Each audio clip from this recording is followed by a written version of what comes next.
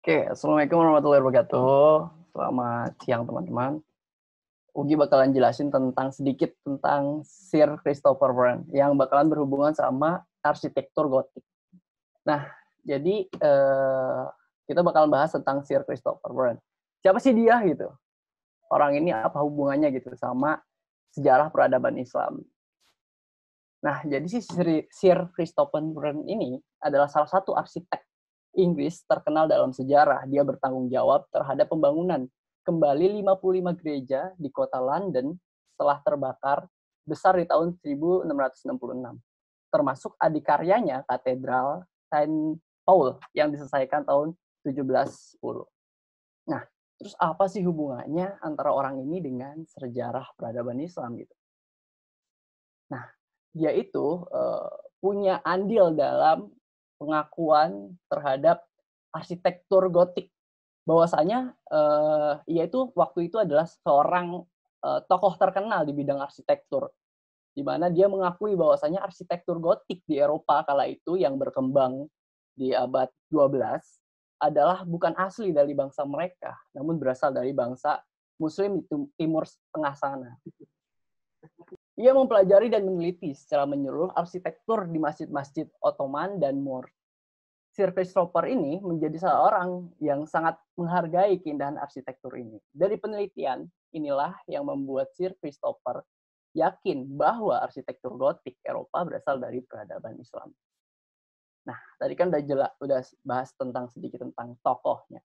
Nah, kita bahas tentang arsitektur gotiknya. Nah, arsitektur gotik adalah gaya yang berkembang di Eropa selama abad pertengahan, tinggi, dan akhir. Gaya ini berevolusi dari arsitektur Romawi. Ini pengertian secara general, teman-teman. Dan digantikan oleh arsitektur Renaissance. Gaya gotik sendiri berasal dari Prancis abad ke-12. Arsitektur gotik banyak digunakan terutama untuk katedral dan gereja hingga abad ke-16. Beberapa karakteristik ya, ada teman-teman bisa lihat sendiri dari adanya rose window, kemudian pencahayaan dan interior yang luas, kemudian ada vault, ada lekukan runcing, gargoyle, flying buttress, di mana flying buttress ini adalah sebagai sebagai penyangga karena si arsitektur gotik ini memiliki beberapa tiang-tiang yang menjulang ke langit. Jadi untuk menyangga beberapa tiangnya digunakan skema seperti itu. Kemudian ada penekanan pada dekorasi dan ornamen. Jadi ornamen-ornamennya itu sangat-sangat khas dengan bentuknya di kala itu. Kemudian adalah yang paling mengena adalah ujung lancip pada eksterior. Jadi kebanyakan dari eksterior gotik ini bisa terlihat dari jarak yang luar biasa jauh, bahwasanya dia terlihat lancip dan penegasan ke atas langit.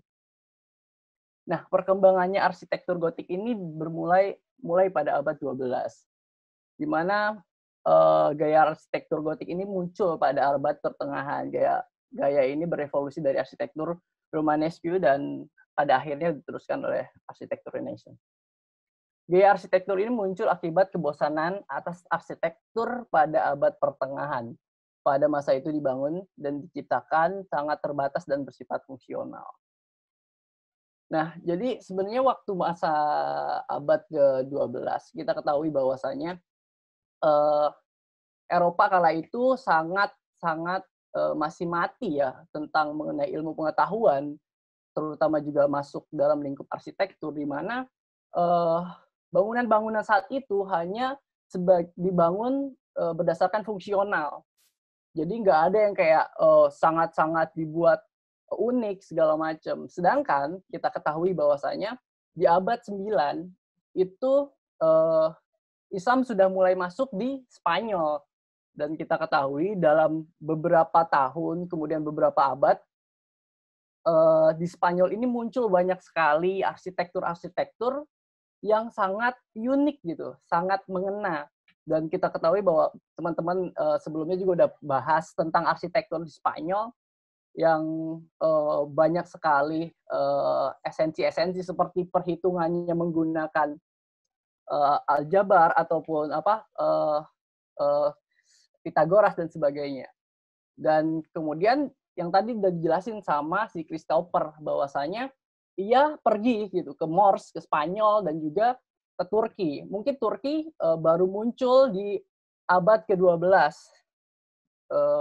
Mungkin Turki juga lebih banyak mengambil dari Moors itu sendiri. Jadi seandainya kita mau penegasan bahwasanya uh, Gotik ini mengambil dari Moors, kita bisa tahu kok dari sejarah peradaban Islam di Spanyol bahwasanya ada salah satu pemimpin yang mana dia itu sangat sangat ingin membangun Spanyol itu banyak sekali bangunan-bangunan yang megah, bagus gitu, dan ilmu pengetahuan tentunya, hingga melupakan ekonomi dan akhirnya mulailah kehancuran yang kita udah bahas sebelum-sebelumnya.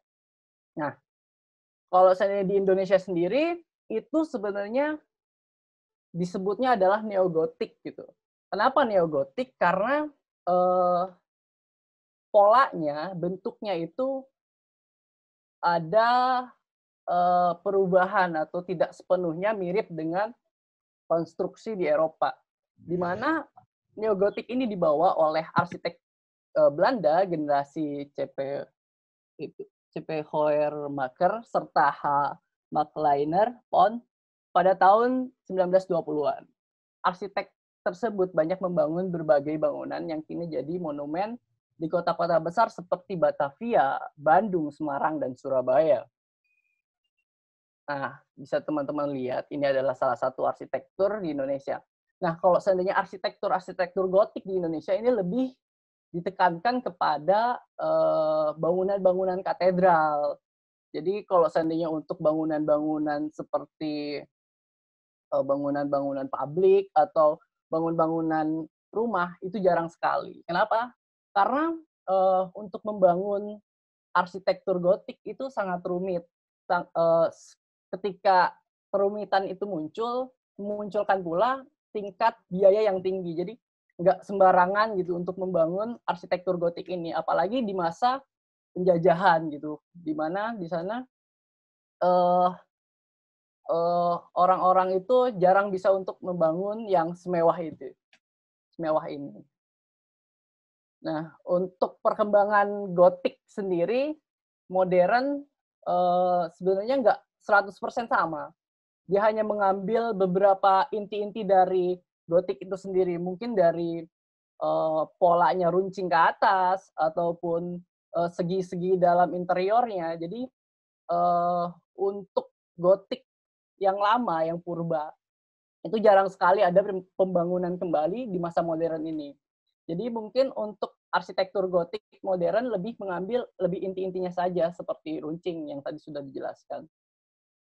Karena menurut saya kenapa sih gotik yang lama itu mulai ditinggalkan? Karena gotik pada awalnya itu lebih banyak ditekankan untuk tempat-tempat ibadah yang mana memiliki esensi bahwasanya ketika bangunannya itu menjulang ke atas bahwasanya mendekatkan kepada surga dan sebagainya. Jadi nggak bisa dibangun sembarangan.